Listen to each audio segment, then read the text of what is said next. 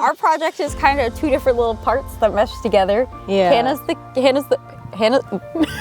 I stutter. Hannah's the chemistry person, and I'm more the biology person, but there's not a lot of animals in Iceland. So we decided to look for evidence of thermophiles in geothermal waters. And thermophiles are basically cute little dudes, and they're little bacteria, and they're usually different colors. Very colorful. Yeah, they're colorful, they're really cool, and they mat on and around geothermal waters usually. We're gonna be taking temperature and pH measurements of everything, and then we're gonna be taking also conductivity measurements, and then also some water samples that we're gonna take back to Wheaton and process those in the lab to look at different ion concentrations to see like, oh, these thermophiles like sulfur a lot, or these ones really, really hate sulfur. What's it look like in this water so we can tell which one's which? We may have expected to see a few more species in a different range of like pHs and temperatures, but most of the geothermal waters that we actually got usable like information on were all very similar temperatures and pHs. So instead of kind of having, like, we still have a wide variety of species, but mostly in the same families.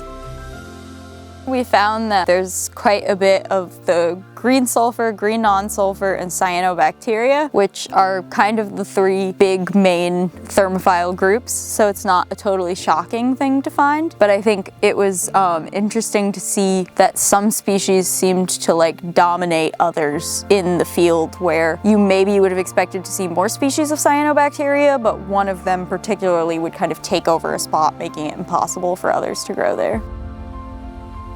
I think our main challenge thus far has been going to some of the more touristy hot springs where we were really hoping to get some great data and not being able to get anywhere close to them because they don't want the tourists to fall in the 80 degrees Celsius hot water, which is understandable. But so we've had to scratch off 2 of the places that we were originally going to gather data out of, I think, 4 that we had planned. And now we've added a spontaneous 3rd data collection spot that we're hoping to hit later in the trip, right at the end. We found this bacteria in this one spot that has only ever been mentioned in one other paper. And so, which is just, I mean, no, that's nerdy. No, this is like, but like, it's exciting because like no one else has like really talked about this, which is not surprising because the world of thermophiles is not super highly explored by scientists, as it's really hard to get money to do research in because people deem it kind of unimportant. But we did find this one bacteria that I was like, we were like, we can't identify it, we can't find it anywhere. And then we found this one paper from the same spot in Iceland where these guys had identified this as a new species just a few years ago. So like, it's kind of really cool to be like the second people who are mentioning and talking about this species.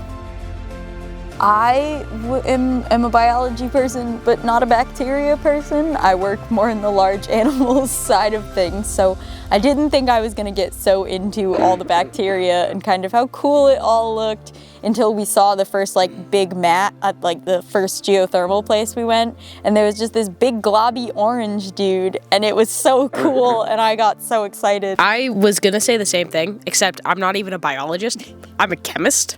And so I was like, what are we even looking for? I had no idea what we were going for, like, going into this. I was just ready to take some water samples to take back to a lab because it's kind of hard to do field chemistry. But I think the first time I was like, is this a thing? And Jules was like, yeah, that's a thing. And I was like, you can see them?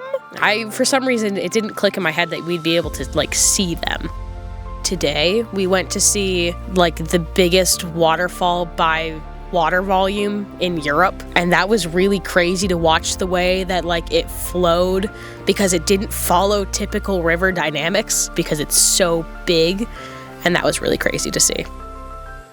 I saw puffins, and it was the best thing ever, and they're an endangered species, but the only place with a stable population in the world is Iceland. So this is like the last big colony of puffins that kind of exists in the world, and they were just so cute. So I cried. I don't think anyone else got as into it, but everyone loved it. But we just got to see this huge group of puffins, which like doesn't exist anywhere else in the world.